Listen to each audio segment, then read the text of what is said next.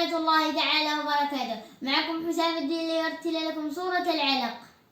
لا تسوء اشتراك وضغط زر الإعجاب، ولا تسوء لي أن تدعوا لي لختم القرآن الكريم في أقرب وقت. مع السلامة.